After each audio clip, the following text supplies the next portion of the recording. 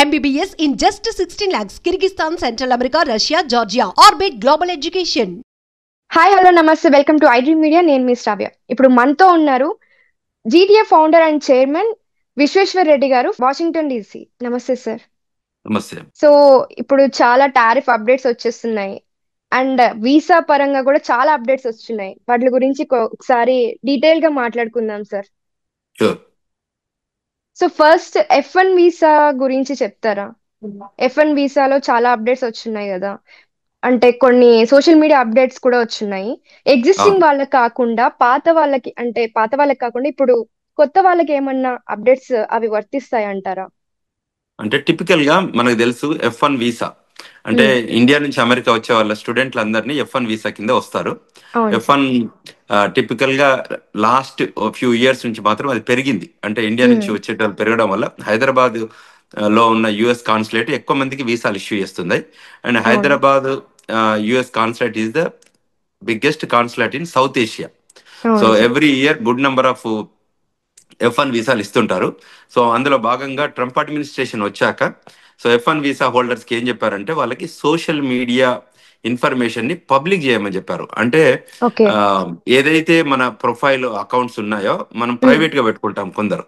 So ఎవరైతే aspirants who are planning to come to United States to study, వాళ్ళు okay. చదవాలనుకొని masters చదవాలనుకొని under grad చదువుకోవాలనుకొని వచ్చే వాళ్ళందరూ కూడా DS-160 అనే ఒక ఫామ్ ఉంటుంది, అది అప్లికేషన్ పెట్టుకోవాలి. పెడితే అక్కడ F1 వీసా ఇష్యూ చేస్తారు. ఈ DS-160లో కూడా కొన్ని ఫీల్డ్స్ అప్డేట్ చేశారు. అందుకోసమే ఓకే. కొద్ది రోజులు వాళ్ళకి రిజిస్ట్రేషన్ అంటే న్యూ F1 వీసాకి అపాయింట్మెంట్స్ కూడా స్టాప్ చేశారు.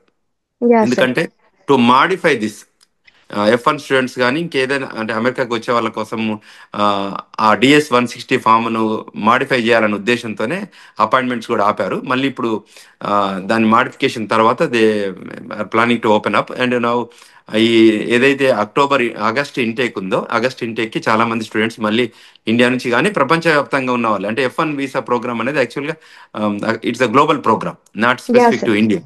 సో అంచేత వచ్చే వాళ్ళందరూ కూడా ఏదైతే ఇక్కడికి వచ్చి యుఎస్ ఇంటిగ్రిటీ కానీ యుఎస్కి అగనెస్ట్ ఏదైనా వాళ్ళు సోషల్ మీడియాలో పోస్ట్ చేస్తున్నారో, లేకపోతే అటువంటి ఇన్ఫ్లుయెన్సర్స్ ఎవరైనా ఉన్నారన్న ఉద్దేశంతో ఈ ఓపెన్ అప్ చేయాలన్న ఉద్దేశంతో వాళ్ళ ప్రొఫైల్ను పబ్లిక్ చేయమని కూడా చెప్తున్నారు. అవును. You can have any account, అది ఇన్స్టాగ్రామ్ కానివ్వండి, ఫేస్బుక్ కానివ్వండి, ఇంకేదైనా అకౌంట్ ఉన్నా కూడా స్నాప్ షాట్ కానీ ఏదైనా కానీ it should be a public, it should not okay. Be a private if you are appearing for F1 visa. F1 so visa. F1 visa so specific గా ఏంటంటే స్టూడెంట్స్ మీద ఎక్కువ కన్సర్న్ ఉంది. ఇప్పుడు గోయింగ్ ఫార్వర్డ్ ఎలా ఉంటుందంటే ఎనీ ఇది visas పాత వాళ్ళకి వర్తించదా అయితే సార్? అంటే ఆల్రెడీ కంట్రీలో ఉన్న వాళ్ళకి ఉండదు. ఎవరైతే ఇప్పుడు ఫ్రెష్ గా కొత్తగా వెళ్తే వచ్చే వాళ్ళకి మాత్రమే ఈ అప్డేట్ వర్తిస్తుంది. ఆ ఫామ్ లో ఉంటుంది కాబట్టి, ఎందుకంటే ఆ అవును. ఫామ్ లో వాళ్ళు ఇన్ఫర్మేషన్ ఇవ్వాల్సి వస్తుంది. అంటే అవును. వీసాకి వెళ్ళే వాళ్ళకి, అంటే అమెరికాలో ఉండి రెన్యువల్ కి వెళ్ళే వాళ్ళకి కూడా, ఇండియాకి వెళ్ళి వస్తారు కదా ఏదన్నా, సో ఓకే. వాళ్ళకి కూడా వర్తిస్తుంది. ఓకే. ఎవరైతే మళ్ళీ యుఎస్ కాన్సులేట్లకు వెళ్తారో, ఆ యుఎస్ కాన్సులేట్ లో కానీ ఎంబసీస్ కానీ అక్కడికి వెళ్ళి వీసా కోసం వెళ్తారో వాళ్ళు they have to go through this process. But this is not a complex activity, but they want to put this as one of the process. అంతేగాని సో సోషల్ మీడియా అకౌంట్లో ఉన్న వాళ్ళందరూ టిపికల్ గా ఇండియన్ ఇంట్రెస్ట్ కాకుండా, ఇది వాళ్ళు ఏంటంటే middle east కానివ్వండి, ముస్లిం వాళ్ళు ఎక్కువ కంట్రీస్ ఐడియాలజీలో పెట్టుకొని ఇది ఇంట్రడ్యూస్ చేశారు తప్ప, ఏదైతే ఇస్లామిక్ కంట్రీస్ ఉన్నాయో అక్కడి నుంచి వచ్చే వాళ్ళ గురించి ఇండియన్స్ నుంచి ఏమాత్రం ఇష్యూ లేదు. ఇది టిపికల్ గా ఓకే. మన వాళ్ళంతా మరి అంత అగ్రెసివ్ రైటర్స్ ఏం కాదు, అమెరికాలో అవును. ఇన్ఫ్లుయెన్సర్స్ కాదు. అవును. ఫేస్బుక్ లో కానివ్వండి, ఇన్స్టాగ్రామ్ లో కానీ అమెరికా అగనిస్ట్ గా రాసే ఇండియన్స్ అసలు ఉండరు, వెరీ నెగ్లెజిబుల్. ఎవరో యా. ఉంటే వాళ్ళని టిపికల్ గా ఇది చేస్తారు.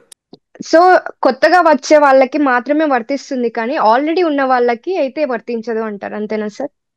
కరెక్ట్. అంటే ఎవరైతే యుఎస్ కాన్సులేట్ కి వీసాకి వెళ్తారో అక్కడికి, ఆ వీసాకి వెళ్ళే వాళ్ళకి ప్రతి ఒక్కరికి వర్తిస్తుంది.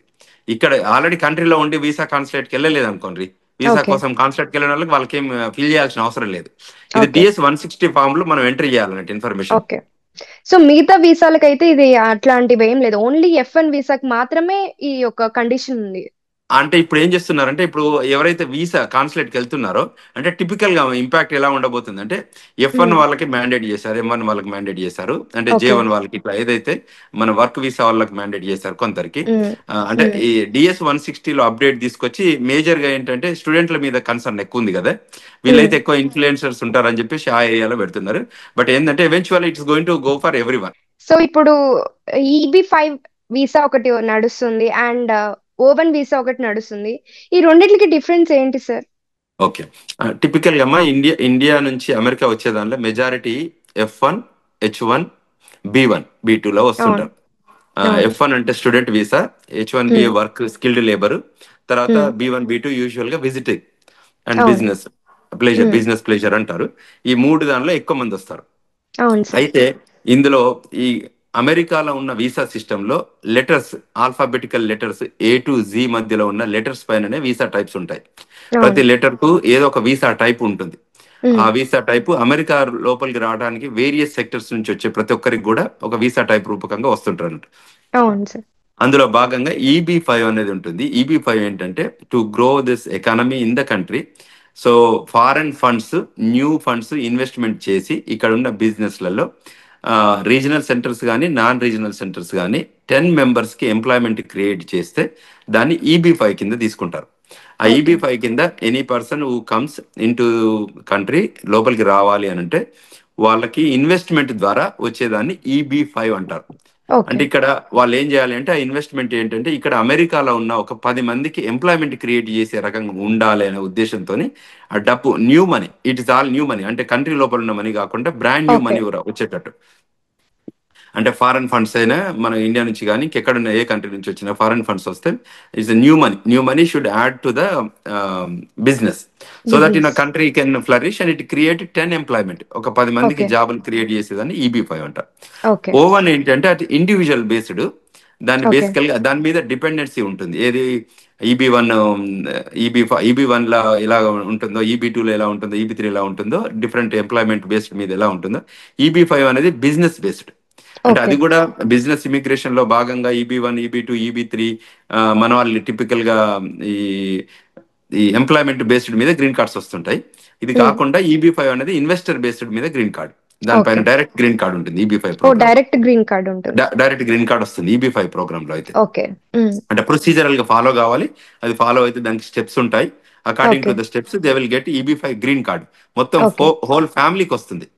ఓ హోల్ ఫ్యామిలీకి ఒక్కరు హోల్ ఫ్యామిలీ, ఇన్వెస్ట్ చేసినా ఇంకా హోల్ ఫ్యామిలీకి గ్రీన్ వాళ్ళ కార్డ్ వాళ్ళ వస్తుంది. వైఫ్ కి, స్పౌస్ కి, ఇద్దరు కిడ్స్ కి కూడా గ్రీన్ కార్డ్ వస్తుంది. That's okay. EB-5 program. తర్వాత ఇప్పుడు మనం మాట్లాడుకున్నట్టు అంటే O1 ఎంత మందికి రావచ్చు సార్? అంటే ఒక్కరు ఆ పర్సన్ త్రూ ఆ ఎంత ఫ్యామిలీలో ఉన్న మందికి వాళ్ళందరికీ ఫ్యామిలీ వస్తాయి. ఫ్యామిలీలో ముగ్గురున్నా, ఐదుగురున్నా, ఎంత మందికి ఉన్నా వస్తాయి. ఎంత మంది ఫ్యామిలీ ఉంటే ఈజ్ అంత ఫ్యామిలీ. మందికి? Okay correct. Sir. So family వాళ్ళందరికి వస్తుంది. ఓకే ఇప్పుడు సార్. O1 ప్రోగ్రామ్ ఏంటి అంటే టిపికల్ గా అది ఎక్స్ట్రాడినరీ ఎబిలిటీ. సో ఇందులో ఓకే. 2 డిఫరెంట్ అంటే EB-5 అనేది ఫైనాన్షియల్ ఎబిలిటీ, ఉమ్, O1 అనేది ఎక్స్ట్రాడినరీ ఎబిలిటీ అంటే individual okay. Skill. So skills. ఇప్పుడు మీకు అది స్కిల్ టోటల్లీ ఇండివిజువల్ స్కిల్స్ అంటారు. Like a great singer, great yeah. Writer, um, great sports man, yeah. Great researcher, అంటే great innovator, great అంటే what I'm talking, అన్ని great unique great great. Skill అనుకోవచ్చు. Unique skill ఉండాలి, అది high ఉండాలి, మళ్ళీ ఏదో చిన్నగా ఏదో ఓకే. పర్సంటేజ్ ఉండదు. సో ఇట్ ఈస్ అన్ ఎక్స్ట్రాడినరీగా ఎబిలిటీ ఉండి స్కిల్ నాలెడ్జ్ ఉండాలి. ఓకే. ఆ నాలెడ్జ్ ఉన్న వాళ్ళకి O1 వీసా కిందకి వస్తారు. ఇప్పుడు గ్రేట్ ఓకే. గా ఫిల్మ్ డైరెక్టర్స్ ఉన్నారు అనుకోండి, ఆ ఉమ్, ఫిలిం ప్రొడక్షన్ లో హౌసెస్ ఉన్నాయి అనుకోండి, అంటే వాళ్ళతోని కాంట్రిబ్యూషన్ చేసే వాళ్ళకి, వాళ్ళ ఎక్స్టర్నల్ ఎబిలిటీ బ్యాక్గ్రౌండ్ పైన వచ్చే వాళ్ళకి, గ్రేట్ రన్నర్, స్పోర్ట్స్ లో బాగా activities, skill and arts and culture వాటిపైన కూడా ఉండే వాళ్ళందరికి కూడా ఇస్తారు. సో టెక్నాలజికల్ గా కూడా వాళ్ళు ఎక్స్ట్రాడినరీ ఎబిలిటీ చూపిస్తే వాళ్ళకు కూడా O1 ఇస్తారు. ఏదైనా పేటెంట్స్ ఎక్కువ ఉండడం కానీ, O1, O2లో టిపికల్గా చూసేది అంటే చాలా ఇన్వెన్షన్, ఇన్నోవేషన్ నాలెడ్జ్ ఉండి ఇన్వెన్షన్ నాలెడ్జ్ ఉన్న వాళ్ళకి కూడా ఆ ఆపర్చునిటీ ఉంటుంది. సో అది ఎట్లుంటుంది అంటే కేస్ టు కేస్ వ్యారీ అవుతుంది. ఎవరికైనా కావాలనుకున్న వాళ్ళకి మన లా ఆఫీస్ ద్వారా కానీ మనం షేర్ చేయొచ్చు. లా ఆఫీసెస్ ఆఫ్ జనితా కంచర్ల ద్వారా వాళ్ళు రివ్యూ చేస్తారు. అంటే వాళ్ళ రెజ్యూమే ఉంటే రివ్యూ చేసి ఆఫీస్లో then if they are eligible then 10 ప్రాంక్ టెస్ట్ ఉంటే అందులో 3 టెస్ట్లైనా పాస్ అయితే అట్లీస్ట్ వాళ్ళకి ఎలిజిబిలిటీ వస్తుంది. So then they can process. So ఈ ఓవెన్తో అడ్వాంటేజ్ ఏంటంటే ఇది H1B అయితే ఇప్పుడు కోటా కిందకి వస్తుంది, అంటే it's a lottery system H1B. But whereas దీంట్లో ఓవెన్ లాటరీ ఇది సిస్టమ్ లేదు అంటున్నారు, నిజమేనా సార్? Correct, correct. దీనికి ఉమ్, ఓవెన్ కి లాటరీ సిస్టమ్ ఉండదు. సో ఉమ్, దానికి వల్ల ఎక్కువ ఆపర్చునిటీ ఉంది. కాకపోతే ఎవరికి పడితే వాళ్ళకి ఇవ్వరు. Okay. You have to have a great skill. So um, అది మనకి ఎగ్జిబిట్ చేసేటట్టు ఉండాలి. మళ్ళీ ఉమ్. వాళ్ళ ఇంటర్వ్యూలో కూడా ప్రాసెస్ ఉంటుంది. సో అందులో ఎగ్జిబిట్ చేస్తేనే వాళ్ళకి ఆ ఓవెన్ ఇస్తారు. దీంట్లో 2 టైప్స్ ఉన్నాయి కదా సార్, O1A O1B అని కూడా, సో అవును. దాన్ని ఒకసారి చెప్తారా? టిపికల్ ఏంటంటే అందులో ఉన్న ఈ ఏదైతే డివిజన్ ఉన్నాయో స్కిల్ ఏరియాస్ లో వాటి ఉమ్, డివైడ్ చేసి O1 O2 కింద చేశారు.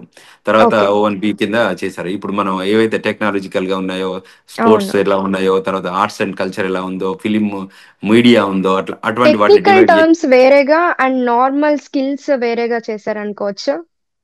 Correct, correct. Um, technical terms ని స్కిల్స్ ని బేస్డ్ మీద వాళ్ళు డివైడ్ చేస్తారు. వాళ్ళకి ఈచ్ ఇండివిజువల్ కి మనం మాకు అప్లికేషన్ వస్తే మనం రివ్యూ చేసి okay. Where it falls in అనేది మనం చెప్పొచ్చు. ఇది హెల్ప్ అవుతుంది అనుకుంటారా సార్, ఇట్లా ఇండియన్స్ కి ఇవ్వడం వల్ల? ఇండియన్స్ కి ఆ ఏరియాస్ లో ఉన్న వాళ్ళు ఎవరైనా ఉంటే, అంటే ఇది ప్రోగ్రామ్ ఓవెన్ ప్రోగ్రామ్ అనేది కొత్త ఇంట్రడక్షన్ కాదమ్మా. ఓవెన్ అవును ప్రోగ్రామ్ సార్, ఇంతకంటే ముందు కూడా ఉంది. సో ఉండింది. అందులో యా. మన వాళ్ళకి ఎక్కువ ఎలిజిబిలిటీ కూడా ఇప్పుడు వస్తుంది. సో ఉమ్, అంచేత ఆ, కొత్త కొత్త మీకు రీసెర్చ్, అనాలిసిస్, ఇన్వెన్షన్, ఇన్నోవేషన్స్ అంతా జరుగుతుంది కదా. సో అవును. అందులో భాగంగా ఇప్పుడు అవకాశాలు ఎక్కువ ఉన్నాయి ఇండియన్స్ కి. ట్రంప్ టారిఫ్ అప్డేట్ అయితే వచ్చేసింది. దాని నుంచి చాలా వెయిట్ చేస్తున్నారు అందరూ, ఏం చెప్తారు మనకి, ఎలా ఎంత పర్సెంటేజ్ పడుతుంది ఏంటి అని చెప్పి చాలా వెయిట్ చేస్తున్నాం. ఒకసారి దాని గురించి బ్రిక్స్ అప్డేట్ కూడా ఒకసారి ఇస్తారా? టిపికల్గా ఏంటనమ్మా అంటే ఇప్పుడు ట్రంప్ అడ్మినిస్ట్రేషన్ 2.0 అంటే సెకండ్ అడ్మినిస్ట్రేషన్ వచ్చాక he's more in to tariffs.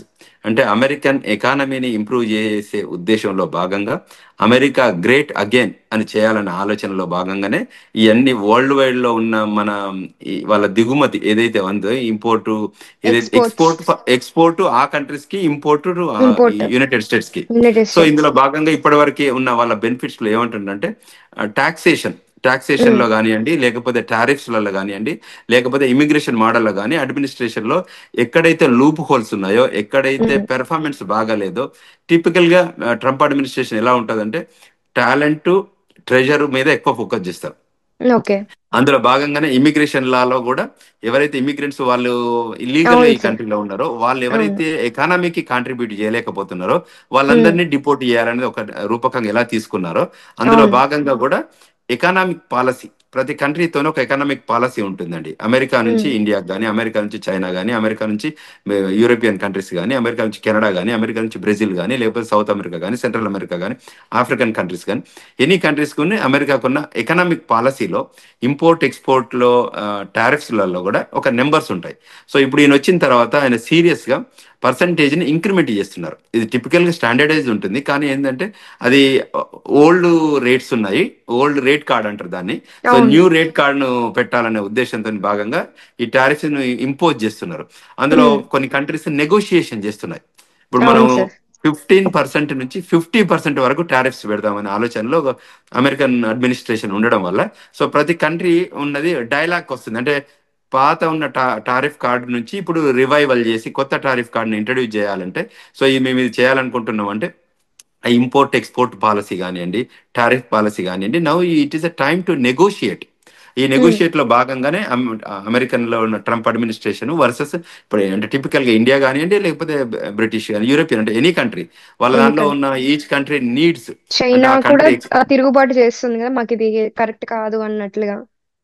అంటే వాళ్ళకున్న నెంబర్స్ ఇప్పుడు ఎవరైనా కూడా అవును. నెంబర్స్ ఇప్పుడు యూజువల్ గా బిజినెస్ మోడల్లో మీ దగ్గర నుంచి మాకు ప్రోడక్ట్ వస్తుంటే మేము ఏ రేట్ వేస్తాము, మా దగ్గర నుంచి మా ప్రోడక్ట్ మీ దగ్గరికి అవును. వెళ్తే ఏ రేట్ వేస్తారు అనేది. సో ఇప్పుడు అమెరికాలో ఏంటంటే మేజర్ గా అన్ని కంట్రీస్ నుంచి క్వాలిటీ ప్రొడక్ట్స్ అమెరికా లోపలికి వస్తాయమ్మా. సో ఇక్కడ అవును ఏ సార్. ప్రోడక్ట్ అయినా కూడా మ్యానుఫ్యాక్చరింగ్ ఇంకా స్టిల్ చైనాలో లీడింగ్ ఉంది కాబట్టి చైనా అవును. నుంచి వచ్చే ప్రొడక్ట్స్ అన్నిటి మీద కూడా టారిఫ్స్ చేస్తే అమెరికాకి ఎకనామిక్ గ్రో అవుతుందని. అంటే ఎండ్ ఆఫ్ ద డే అవును. ట్రంప్ అడ్మినిస్ట్రేషన్ కానీ ట్రంప్ ఆలోచన విధానం ఏంటంటే అమెరికాను ఎకనామిక్ గా పైకి తీసుకెళ్లాలనే ఉద్దేశంతో అవును. అందులో భాగంగానే ఇందులో ఇటువంటి యాక్టివిటీస్ చేస్తున్నారు. ఎక్కడెక్కడైతే ఆపర్చునిటీస్ ఉన్నాయో, ఎక్కడెక్కడైతే ఎంప్లాయ్మెంట్ ఉందో, ఇప్పుడు ఎస్పెషల్లీ ఇప్పుడు ఫెడరల్ ఎంప్లాయ్మెంట్ ఇక్కడ అమెరికాలో వాషింగ్టన్ డీసీలో ఉంటాను నేను. వాషింగ్టన్ డీసీలో ఉన్న ఫెడరల్ ఎంప్లాయ్మెంట్ లో కూడా కొన్ని డిపార్ట్మెంట్లను కూడా వాటిని రివైవల్ చేశారు. అంటే ఇందులో ఓకే. నిజంగానే పని జరుగుతుందా, ఈ డిపార్ట్మెంట్ ఓకే. వల్ల గవర్నమెంట్ కి ఉపయోగం ఉందా లేదా, ఓకే. అంటే ఏంటంటే ఇట్ ఇస్ ఆల్ అనాలిసిస్ అన్నట్టు. ఉమ్. ఇఫ్ దేర్ ఇస్ అ ఏవైతే value to sleep the mode లో ఉన్నాయో వాటిని రివైవ్ చేసేసేస్తున్నారు. ఎగ్జాక్ట్లీ అంతే. దాంతో కాంట్రిబ్యూషన్ ఏం చేయబోతున్నారు అంటే ఎకనామిక్ కాంట్రిబ్యూషన్ ఎలా ఉంటుంది, ఎంప్లాయ్మెంట్ ఎలా ఉండబోతుంది, పెర్ఫార్మెన్స్ ఎలా ఉండబోతుంది. సో ఇవన్నీ మ్యాటర్ అన్నట్టు. అంటే ఈ లేని వాళ్ళందరూ ఏం చేస్తాం, ఫైర్ చేస్తారు ఇక్కడ. సో అవును. రిమూవల్ ఆఫ్ ద డిపార్ట్మెంట్స్, లేకపోతే ప్రతి డిపార్ట్మెంట్ అంటే గవర్నమెంట్ డిపార్ట్మెంట్స్ అని ఉంటాయి కదా, అన్ని డిపార్ట్మెంట్లలో కూడా ఏ ఏ డిపార్ట్మెంట్లు ఎట్లా పనిచేస్తున్నాయి. సో ఆ డిపార్ట్మెంట్లలో పెర్ఫార్మెన్స్ తక్కువ ఉండదు అంటే ఎందుకు ఈ డిపార్ట్మెంట్ అవసరం లేదు కదా కంట్రీ ఎకానమిక్ అవును. కి. సో అందువల్ల ఈ డిపార్ట్మెంట్ షట్ డౌన్ చేయాలనే ఆలోచన ఉంది. అదే విధంగా అన్ని countries, if you take it Canada, ఇప్పుడు రేపు ఆగస్టు 1వ తారీఖు నుంచి టారిఫ్స్ ని ఇంప్లిమెంట్ చేయాలనే ఆలోచనలో ఉన్నారు. ఇంకా అవును. కంటిన్యూ అంటే వాళ్ళు ఏదైతే ట్రంప్ అడ్మినిస్ట్రేషన్ తీసుకుపోయే నిర్ణయాలు డైనమిక్ గా ఉండబోతున్నాయి, ఇంకా మోర్ రాబోతున్నాయి. అంటే ఏ ఏరియాస్లలో అమెరికా మళ్ళీ గ్రేట్ అగైన్ చేయాలి, ఓకే. అమెరికా ఎక్కడైతే లూజ్ అయిందో, ఎక్కడైతే మిస్ అయిందో, అమెరికా ఎక్కడైతే ఫేడ్ అయిందో, దాన్ని ఎక్కడైతే గ్యాప్ వచ్చిందో దాన్ని అన్ని రివైవల్ చేసి దాన్ని మళ్ళీ రిజ్యూవినేట్ చేయాలనే ఉద్దేశంతో ట్రంప్ అడ్మినిస్ట్రేషన్ వెరీ స్ట్రాంగ్ గా ముందుకెళ్ళే ఆలోచనలు జరుగుతున్నాయి. ఇవన్నీ యాక్షన్స్ ఇవన్నీ. సో వీటిని అన్నిటి కూడా వెల్కమ్ చెప్పొచ్చు కంట్రీస్ అన్ని కూడా. సో కొన్ని కంట్రీస్ లో నెగోషియేట్ చేస్తాయి, కొన్ని నెగోషియేట్ డెఫర్ చేయొచ్చు, లేదు మేము వి కెనాట్ డూ అని చెప్పొచ్చు కూడా.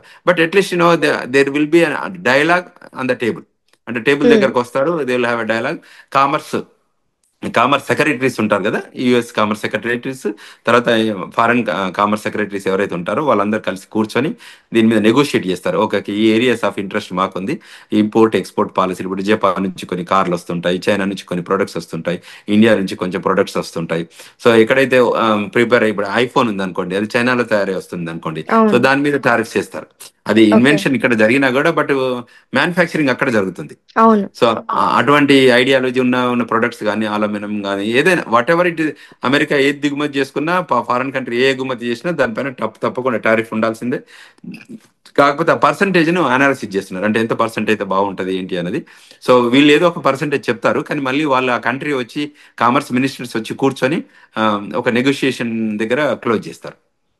సో ఈ టారిఫ్ పైన అక్కడ యుఎస్ సిటిజన్స్ ఏమనుకుంటున్నారు సార్? దీన్ని పాజిటివ్ గా అనుకుంటున్నారా, నెగటివ్ అనుకుంటున్నారా? ఎలా ఉండబోతుంది అక్కడ సిచ్యువేషన్? ఇందులో బోత్ సైడ్స్ థింక్ చేయొచ్చు. ఎందుకంటే వీళ్ళకి కూడా అది ఆ టారిఫ్ ఇంపాక్ట్ పడుతుంది. ఎందుకంటే యా, కొన్ని ప్రొడక్ట్స్, ఫారెన్ నుంచి వచ్చే బిజినెస్ అటు ప్రొడక్ట్స్ మీద ఇటు అవ్వచ్చు. కరెక్ట్ ప్రోడక్ట్ రేట్ పెరుగుతుంది. అంటే ఇండియా అవును. నుంచి కానివ్వండి, వేరే ఫారిన్ కంట్రీస్ నుంచి వచ్చే ప్రొడక్ట్ ఉంది అనుకోరి, టారిఫ్స్ అవును. వేయడం వల్ల ఆ టారిఫ్స్ ని వీడే ఇండివిజువల్ కూడా ఇంపాక్ట్ అవుతుంది కదా. అటు అవును. కంపెనీస్ మీద వేసినా కూడా కంపెనీ మళ్ళీ వేసేది end of the day users పైన ఉంటుంది కదా. సో అవును అందువల్ల sir. There will be a possibility of impact. So ఇంకా క్లియర్ గా వచ్చి ఒక దాని రియల్ ఇంపాక్ట్ వచ్చే వరకు ఇంకా ఏం చెప్పరు. బట్ చెప్పలేము. వెన్ పూర్తిగా రియల్ ఇంపాక్ట్ వచ్చాక, నంబర్స్ క్లియర్ అయ్యాక, అంటే ఇప్పుడు మీకు తెలుసు కదా, పెడుతున్నాడు మళ్ళీ తగ్గిస్తున్నాడు, మళ్ళీ పెడుతున్నాడు, అవును. మళ్ళీ రిమూవ్ చేస్తున్నాడు, మళ్ళీ. సో అవును. ఒకసారి అది స్ట్రీమ్ లైన్ అయ్యాక, అంటే tariffs rate card stream line అయ్యాక, ఆన్ యాక్షన్ వచ్చాక.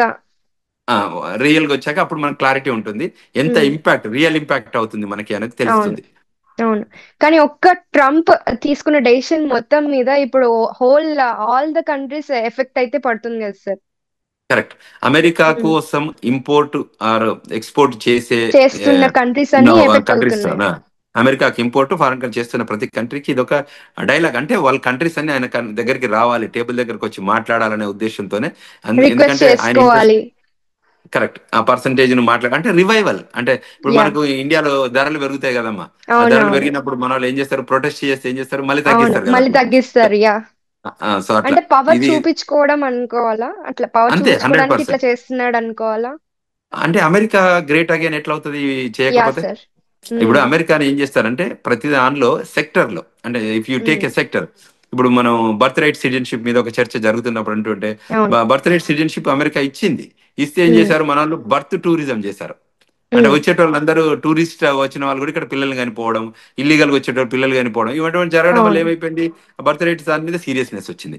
ఈ అవును. టారిఫ్స్ లో కూడా కంట్రీస్ అన్ని వాటికి బెనిఫిట్ అయ్యి మనకు బెనిఫిట్ తక్కువ అయితే, మనకు ట్యాక్స్ పేయర్స్ తక్కువ ఉంటే, ఇల్లీగల్ ఉన్న వాళ్ళు ట్యాక్స్ పే చేయకపోతే ఎకనామిక్ అవును. ఇదవుతుంది కదా. వాళ్ళ కంట్రీ లోపల ఉండి డబ్బు పే చేయకపోతే, కంట్రీలో ఉన్న అవును. అన్ని బెనిఫిట్స్ ఎంజాయ్ చేసుకుంటూ వాళ్ళు ట్యాక్స్ కట్టకపోతే, క్యాష్ జాబ్స్ చేస్తుంటే అమెరికన్ ఎకానమీ ఎట్లా గ్రో అవుతుంది?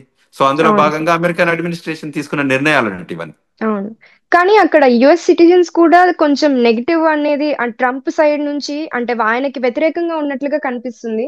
మీరేమంటారు దాని గురించి? అంటే అమెరికాలో డెమోక్రటిక్ పార్టీ, రిపబ్లికన్ పార్టీ అని రెండు ఉంటాయమ్మా. Yeah so sir. Democratic Party అంటే రిపబ్లికన్ పార్టీ తీసుకున్న నిర్ణయాలు ఏవి డెమోక్రటిక్ పార్టీ హర్షించదు. ఏం అవును. చేస్తుంది, దాన్ని నెగటివ్ చేసి చెప్తుంటుంది. సో ఉమ్. ఇక్కడ ఎలా ఉంటుందంటే ఒక 22 స్టేట్లు డెమోక్రటిక్ పార్టీ గవర్నెన్స్ ఉంది. ఎగ్జాంపుల్, ఆ గవర్నర్లు ఉంటారు చూడండి, మాకు 50 రాష్ట్రాలు ఉన్నాయి అనుకోండి. అందులో అవును. ఉన్న వాటిలలో కొన్ని గవర్నమెంట్లు ఉన్నాయి అనుకో, వాళ్ళు ఏం చేస్తారు, ఆ ఏరియాలో ఉన్న వాళ్ళు ట్రంప్ అడ్మినిస్ట్రేషన్ తీసుకున్న నిర్ణయాలన్నీ కరెక్ట్ కాదు అని చెప్తారు. అవును. సో అంటే ఈ డెమోక్రసీలో దట్స్ ఫైన్. అంటే యాజ్ లాంగ్ యాజ్ ఇప్పుడు గవర్నమెంట్ తీసుకున్న, ఇప్పుడు మనకి ఇండియాలో కూడా పొలిటికల్ యా, బై ది పార్టీలు, ఇప్పుడు people for the people. BJP తీసుకున్న నిర్ణయాలు, గవర్నమెంట్ తీసుకున్నది, కాంగ్రెస్ పార్టీ నో అని చెప్తాయి కదా. ధరలు అవును పెంచారనుకోండి, చెప్తారు. ఇప్పుడు పెట్రోల్ ధరలు కానివ్వండి, లేకపోతే గ్యాస్ ధరలు కానివ్వండి, ఇంకేదైనా ధర, ఎలక్ట్రిసిటీ ధరలు కానివ్వండి, మన వ్యతిరేకిస్తారు. చార్జెస్, మన బస్ చార్జెస్ కానివ్వండి, ఎప్పుడైనా ధరలు పెంచినప్పుడు ఏం చేస్తుంది, ఆపోజిషన్ పార్టీ వ్యతిరేకిస్తుంది, ప్రొటెస్ట్ చేస్తుంది, ధర్నాలు, అవును. రాస్తారోకాలు ఇవన్నీ జరుగుతుంటాయి కదా. ఇది అవును సార్. సిమిలర్ లైన్స్ లో కూడా ఇక్కడ కూడా ప్రొటెస్ట్ చేస్తారు, ఇక్కడ కూడా ధర్నాలు చేస్తారు. ఇది ఇట్స్ అనదర్ డెమోక్రటిక్ కంట్రీ కదమ్మా. Okay. So these India and America is the biggest democracy countries. Yeah sir. So so అంచేత ఇంకా యాక్షన్ కి వచ్చేంత వరకు మనకి ఇంకా ఏ డెసిషన్ అనేది ఇంకా తెలియదు అని ఇంకా చెప్తారు. నెంబర్స్ క్లారిటీ వచ్చి దానికి క్లోజ్ చేస్తే, ఆ క్లోజ్ ఉమ్. మనకి ఎంత వరకు ఇంపాక్ట్ కాబోతుందని ఆ నెంబర్స్ వస్తే గానీ మనం దాని గురించి ఎక్కువ మాట్లాడలేము. సో ఇప్పటికైతే టిపికల్ గా అయితే it is coming, it is okay. Going to be there. But దాన్ని ఎట్లా మనం అడ్రస్ చేయాలనేది as the time progress we can talk. So US లో నాన్ ఐటీ జాబ్స్ మీద ఎక్కువ ఫోకస్ పెడుతున్నారు. అంటే అందరికి జాబ్స్ రావడం కానీ లేకపోతే అక్కడ ఫోకస్ ఎక్కువ ఉండడం కానీ ఎక్కువ నాన్ ఐటీ జాబ్సే ఎక్కువ ఉంటున్నాయి. సో దీని వల్ల మనకి ఐటీ జాబ్స్ మీద ఏమన్నా ఎఫెక్ట్ పడుతుందంటారా? అట్లా పడదమ్మా. యాక్చువల్ గా బేసికల్ గా ఇప్పుడు హిస్టారికల్ గా అంటే ఇండియా నుంచి అమెరికాకు వచ్చేది Y2K, అంటే ఇయర్ 2000 నుంచి పెరిగింది మన అమెరికాకు వచ్చేది. So okay. అప్పుడు ఏంటంటే అమెరికాలో scarcity, technology jobs scarcity ఉండేది. అంతకంటే ముందు అమెరికాలో డాక్టర్స్ స్కేర్ సిటీ ఉండేది. సో డాక్టర్స్ స్కేర్ సిటీ ఉన్నప్పుడు అప్పుడు చాలా మంది డాక్టర్స్ మైగ్రేట్ అయ్యారు అమెరికాలోకి. అదే విధంగా టెక్నాలజీ Y2K ప్రాబ్లం ఇయర్ 2000లో 2000, ఆ జీరోస్ ఉన్నదానికి డేట్ ఫార్మాట్ లో ఇష్యూస్ ఉండడం వల్ల Y2K రూపకంగా చాలా మందికి అమెరికాకు H1 ప్రోగ్రామ్ ద్వారా వచ్చారు టెక్నాలజీగా. సో అది స్కేర్ సిటీ అంటే కంట్రీలో ఉన్నది. యూజువల్ గా కంట్రీలో డిపార్ట్మెంట్ ఆఫ్ లేబర్ అనేది ఒకటి ఉంటుంది. ఆ డిపార్ట్మెంట్ ఏం చేస్తుందంటే అనాలిసిస్ చేస్తుంటుంది. ఇప్పుడు ఓకే. అమెరికాలో ఉన్న ఈ 50 రాష్ట్రాలలో ఎక్కడెక్కడ మనకి ఏమేమి ఎంప్లాయ్మెంట్ ఉంది, ఏ యా. సెక్టర్స్లలో ఎంప్లాయ్మెంట్ గ్యాప్ ఉంది, ఏ ఓకే. సెక్టర్లలో మన దగ్గర రెడీలీ రిసోర్సెస్ అవైలబుల్ లేరు అని ఒక అనాలిసిస్ చేస్తుంది. అందులో భాగంగా ఏదైతే సెక్టర్ లో లేదో అప్పుడు ఏం చేస్తుంది, దానికి ఒక వీసా ప్రోగ్రామ్ ఓపెన్ ఉంటుంది. సో అందులో ఓకే. భాగంగానే H1B ప్రోగ్రామ్ లో భాగంగా Y2K రూపకంగా చాలా మంది టెక్నాలజీ వర్కర్స్ వచ్చారు స్కిల్డ్ లేబర్ లో. ఓకే. యూజువల్ గా H1B ప్రోగ్రామ్ అనేది ఒక ఇన్ఫర్మేషన్ టెక్నాలజీకే కాకుండా అది ఫార్మసీకి ఉంటుంది, సివిల్ కి ఉంటుంది, మెకానికల్ కి ఉంటుంది, ఆర్కిటెక్ట్ కి ఉంటుంది, అంటే వేరియస్ సెక్టర్స్ లో, లీగల్ కి ఉంటుంది, అడ్మినిస్ట్రేషన్ కి ఉంటుంది, అన్ని సెక్టర్స్లలో ఉండే వాటికి కూడా H1B ప్రోగ్రామ్ ఉంటుంది. కానీ majority of the people came through H1B for technology work during the Y2K issues. So వచ్చిన అవును సార్. జనాలు వచ్చిన తర్వాత ఇప్పుడు ఏంటి, చాలా మంది ఎక్కువైపోయారు. అంటే వచ్చిన జనాలంతా మనల్లంతా ఏంటి, మాస్టర్ స్టూడెంట్కి వచ్చిన వాళ్ళు కూడా స్టూడెంట్స్ ఏం చేస్తున్నారు, management information system, computer science, data analytics, cyber security. So majority of the students అందరు ఇవే 4 programs 5 programs all related to technology, computers related అవుతాయి. అవును. ఐటీ మిగతా సెక్టర్ ప్రోగ్రామ్స్. ఐటీ ప్రోగ్రామ్స్ అయితే మిగతా సెక్టర్స్ ఎలా ఉండాలి? సో ఆ సెక్టర్ లో అవును. కూడా కొత్త ఎంప్లాయ్మెంట్ క్రియేట్ కావాలి కదా. సో ఆ అవును. సెక్టర్ లో కూడా నీడ్స్ ను ఫుల్ఫిల్ కావాలి కదా. సో ఆ అవును. బేసిస్ మీద ఇప్పుడు ఉన్న వాళ్ళంతా రికమెండ్ చేస్తున్నాం. ఎగ్జాంపుల్, ఇప్పుడు మేమే ఇట్లా టెక్నాలజీ ఎక్కువ ఉందని చెప్పి మాకు as a law firm, immigration law firm ఉంది. వీ డూ లా అంటే లీగల్ సైడ్ ఓకే. కూడా నీడ్స్ ఉన్నాయి, చాలా నీడ్స్ ఉన్నాయి. అందువల్ల ఓకే. మా పాప కూడా ఇక్కడ చేస్తుంది political science and criminal justice. Okay. Not like management information system, computer science చేయట్లేదు. She's doing okay. Political science and criminal justice. Like law అనుకోవచ్చు. అంటే legal track okay. Prelaw programme అన్నట్టు. So okay. ఇందులో ప్రీలా ప్రోగ్రామ్ లో encourage చేస్తున్నాం మేము చాలా మందికి కూడా. ఏం చెప్తున్నాం అంటే టెక్నాలజీ ఎనఫ్ ఉన్నారు కాబట్టి, అంటే ఇండియన్ రిసోర్సెస్ ఉన్నారు కాబట్టి, ఇప్పుడు second generation third generation people, అమెరికాలో పుట్టిన పిల్లలు కూడా ఇక్కడ పుట్టిన అదర్ పిల్లలు కూడా అందరూ సెక్టర్స్ ని కూడా డెవలప్ చేసుకోవాలి అని చెప్పి. కరెక్ట్. మీ వేరియస్ ఉమ్, సెక్టర్స్ లో ఆపర్చునిటీస్ ఉన్నాయని చెప్పడం. ఇప్పుడు ఉమ్, మెకానికల్ ఉంది, తర్వాత ఉమ్, ఆటోమొబైల్ ఇంజనీరింగ్ లో ఉంది, తర్వాత ఆర్కిటెక్ట్ లో ఉంది, సివిల్ లో ఉమ్, ఉంది, తర్వాత ఫార్మసీలో ఉన్నాయి. ఈ ఏరియాస్ లో ఏదైతే ఉన్నాయో ఆ సెక్టర్స్ ను కూడా మనం పర్సీవ్ చేసుకోవాలి. లీగల్ సెక్టర్ లో ఉన్నాయి. తర్వాత ఉమ్. మనకి ఏదైతే స్పోర్ట్స్ లో, చాలా మంది ఇక్కడ స్పోర్ట్స్ లో కూడా తక్కువ ఇన్వాల్వ్ అవుతారు. అటువంటి ఓకే. స్పోర్ట్స్ మెడిసిన్ ఉంటాయి, మెడికల్ సెక్టర్ లో ఉన్నాయి కదా.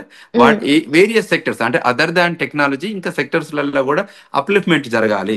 అందులో ఉన్న వాళ్ళకి అంటే ఎంకరేజ్ యుఎస్ చేయాలి. లాంటి అంత పెద్ద కంట్రీలో మనకి స్పోర్ట్స్ మీద ఎంకరేజ్మెంట్ అనేది లేదా సార్? అంటే పెంచుతున్నారు అంటే ఉంది. బట్ నేను అనేది ఏంటి, స్పోర్ట్స్ మెడిసిన్. సో మన ఓకే. వాళ్ళు మెడికల్ ఏదో ఉంటది, ప్రైమరీ కేర్ అని అంటారు. మీకు తెలుసు అవును. కదా, వెటర్నరీ ఉంటారు. అవును. వెటర్నరీ ఉంటుంది, ప్రైమరీ కేర్ ఉంటుంది, స్పోర్ట్స్ మెడిసిన్ అనేది ఉంది. ఇప్పుడు అంటే స్పోర్ట్స్ ఓకే. పీపుల్ ఇక్కడ చాలా మంది ఉంటారు కదా. So okay. అందులో ఉన్న మెడికల్ అంటే మనం ఏదైతే ట్రాక్ లో వెళ్తామో అందరూ ఉమ్. ప్రైమరీ కేరే, అందరు సర్జన్సే కాకుండా ఈ స్పోర్ట్స్ అనేది biggest subject in the United అవును. స్టేట్స్. అవును సార్. సో వాళ్ళందరికీ కూడా హెల్త్ కేర్ టేక్ కేర్ చేయాల్సి ఉంటుంది కదమ్మా. ఉమ్. సో అందులో దాన్ని కూడా మనం ఎక్కువ ఆ ఏరియాస్ అంటే ఏదైతే అన్టచ్డ్ అంత ఇంతకుముందు లేని ఉన్న వాళ్ళకు there is a scope work ఉందని చెప్పి ఆ ఏరియాస్ ఎక్కడైతే లో గ్యాప్ ఉందో ఆ గ్యాప్ ని ఫిల్ చేయడం కోసం. కరెక్ట్ ఆ గ్యాప్ ఉమ్. అనాలిసిస్ చేసి అందులో ఉన్నదాన్ని మనకు అడ్వాంటేజెస్ ఎలా ఉండబోతుంది, మనకున్న ఓకే. ఆపర్చునిటీస్ ఎలా ఉండబోతుంది, అక్కడ ఉన్నంత గ్రోత్ ఎలా ఉండబోతుంది. So okay. ఇవన్నిటి మీద మనం మాట్లాడుకుంటే ఎక్కువ రీచ్ అవుట్ పెరుగుతుంది అన్నట్టు అట్లా. ఉమ్. సో అంటే ఆ గ్యాప్ ఫిల్లింగ్ కోసం అనే తప్పించి నాన్ ఐటీకి ఐటీకి అట్లంత డిఫరెన్స్ అయితే ఏం లేదనుకోవచ్చు. లేదు, there are lot of good opportunities. Non IT um. వాళ్ళు కూడా గ్రో కావచ్చు. అంటే టెక్నాలజీ అయితే మోర్ యూజర్ ఫ్రెండ్లీ ఉంటుంది, వర్క్ ఫ్రమ్ హోమ్ చేసుకోవచ్చు. సో ఎక్కడున్న వరల్డ్ ఎక్కడున్నా చేయొచ్చు. బ్యాక్ ఆఫీస్ అడ్వాంటేజ్ ఉంటుంది, అవును. ఆఫ్ షోర్ ఉంటుంది, తర్వాత నియర్ అవును. షోర్ ఉంటుంది. ఇవన్నీ అడ్వాంటేజెస్ ఉన్నాయి కాబట్టి వాళ్ళు టెక్నాలజీకి ఎక్కువ ప్రిఫర్ చేస్తున్నారు. But um. Beyond technology there are number of other jobs ఉన్నాయని చెప్పడం. అవును. తర్వాత మన వాళ్ళని అందరినీ మోటివేట్ చేయడం. ఎందుకంటే అందరు అక్కడ కూడా ఆ ఏరియాస్ లో కూడా మీరు మీ రోల్ ప్లే చేయడం. సో అటువంటి ఏరియాస్ లో ఇక్కడ మోటల్ ఇండస్ట్రీ ఉంది, టూరిజం ఇండస్ట్రీ ఉంది, దేర్ ఆర్ అదర్ ఇండస్ట్రీస్ ఉన్నాయి. ఆ ఇండస్ట్రీస్ ని కూడా ప్రమోట్ చేసుకోవచ్చు. ఫార్మింగ్ లో కూడా ఈ మధ్య మన వాళ్ళు చాలా మంది వస్తున్నారు. So which is H2B best అని చెప్పుకోవచ్చు సార్ వీటిలన్నిటిలోకి అక్కడ? అంటే మనం స్పెసిఫిక్ గా ఇది బెస్ట్ ఇది బాగాలేదంటే అన్ని సెక్టర్స్ అంటే కూడా విచ్ ఇస్ అప్లిఫ్ట్మెంట్. అంటే గ్రోయింగ్ సెక్టర్ అనుకోవచ్చు. అయితే అంటే technology sector is always growing. Other than technology okay. Rest of the sectors also మన వాళ్ళు ఇన్వాల్వ్ కావాలని, అంటే ఎంగేజ్ కావాలంటే ఓకే. అందరం వెళ్ళి ఇప్పుడు ఒక యూనివర్సిటీకి వెళ్ళాను, అందులో ఒక 2,000 మంది స్టూడెంట్స్ ఉన్నారు. 2,000 ఉమ్. మంది స్టూడెంట్స్ మన ఇండియా నుంచి వచ్చిన 2,000 మంది స్టూడెంట్స్ లో అందరూ టెక్నాలజీ సైడే ఉంటే మరి ఉమ్. జాబ్స్ ఎట్లా రావాలి? అవును. ఇప్పుడు అందరు వచ్చి masters in computer science, masters in cyber security, masters in management information system, masters in data analytics అనుకోండి. దెన్ ఎట్లా అందరికి మాస్టర్స్ కంప్లీట్ వచ్చాక అందరూ ఆ 2,000 మందికి వాళ్ళే కాంపిటీషన్. సో ఇవాళ అవును. 2,000 మంది రావట్లేదు. నేను ఒక యూనివర్సిటీని ఎగ్జాంపుల్ గా తీసుకొని చెప్పాను కానీ um. There are um. Number of universities our people filled with our అవును students sir. Filled with technology. ఒక్కొక్క యూనివర్సిటీలోనే 2,000 మంది అంటే అక్కడ ఉన్న యూనివర్సిటీస్ లోకి ఇంకెంత మంది వస్తున్నారో మనం క్యాలిక్యులేట్ చేసుకోవచ్చు. 1,00,000 మంది పైగా మనకు యూనివర్సిటీ అవును. స్టూడెంట్స్ వస్తున్నారు మనకు మినిమం. అవును. సో అవును. అందువల్ల ఎవ్రీ ఇయర్. వాళ్ళందరికీ ఎవ్రీ ఇయర్ కోటాకి ఇప్పుడు మనకి the biggest students contribution is from India right now okay. To US. So అన్ని మన అంటే కాల్స్. ఒకవేళ నాన్ ఐటీలో తీసుకోవాలి మీరు అన్నట్లుగా ఆల్రెడీ మనకి ఫ్లడ్ ఎక్కువ ఉంది ఐటీలో. సో నాన్ ఐటీలో తీసుకోవాలి అని అనుకుంటే what are other options we have sir? Mechanical లో రావచ్చు అమ్మా, అది బాగుంటుంది సెక్టర్. ఓకే. తర్వాత సివిల్ లో రావచ్చు. ఇక్కడ కన్స్ట్రక్షన్ ఇప్పుడు ఈ మధ్య చాలా డెవలప్మెంటల్ యాక్టివిటీస్, ట్రాన్స్పోర్టేషన్ ఇంజనీరింగ్ అవన్నీ చేయొచ్చు, బాగానే ఉంటుంది. తర్వాత legal sector is booming up big time. So right now. అది ఎప్పటి నుంచో ఉంది రైట్ నౌ. ఇంకా ముందు సెక్టర్ లో నీడ్స్ ఉన్నాయి. సో అందులో ఓకే. అటార్నీలు కావచ్చు మన వాళ్ళు చాలా మంది. సో అందులో కూడా ఈవెన్ లీగల్ సెక్టర్ లో కూడా ఫ్యామిలీ లా ఉంటుంది, రియల్ ఎస్టేట్ లా ఉంటుంది, ఇన్కార్పొరేషన్ లా ఉంటుంది, ఇమిగ్రేషన్ లా ఉంటుంది, సైబర్ సెక్యూరిటీ లా ఉంటుంది, పేటెంట్ లా ఉంటుంది. You know what I'm talking. So అందులో లీగల్ కూడా సెక్టర్ బూమింగ్ లో ఉందని చెప్పుకోవచ్చు. చాలా బాగుంది. తర్వాత ఈ నాన్ టెక్నాలజీ వర్క్లలో కూడా ఇవి అన్ని డిపార్ట్మెంట్స్ అంటే ఇది అని ఏం లేదు. మన వాళ్ళు ఏ సెక్టర్ లోకి వెళ్ళినా they will be succeed people only. Yeah they will sir. They are hard working people. Indians yeah. Always very hard working people కాబట్టి దే విల్ సక్సీడ్. క్విక్ గా గ్రాస్ప్ చేస్తారు కాబట్టి. కరెక్ట్. ఉమ్. అడాప్ట్ చేసుకుంటారు, learn అవును. చేస్తారు, execute చేస్తారు. Miss అవును అయినా సార్. కూడా దాన్ని మళ్ళీ they give will up gain. ఇవ్వరు. ఇవ్వరు. అవును. ఉమ్, కష్టపడే తత్వం ఉండడం వల్ల అవును మనలో సక్సెస్ అంటే హార్డ్ వర్కింగ్ పర్సనాలిటీస్ కాబట్టి సో అవును సార్. మనకి ఏమి ఇబ్బంది ఉండదు. Thank you so much sir. Thank you అమ్మా.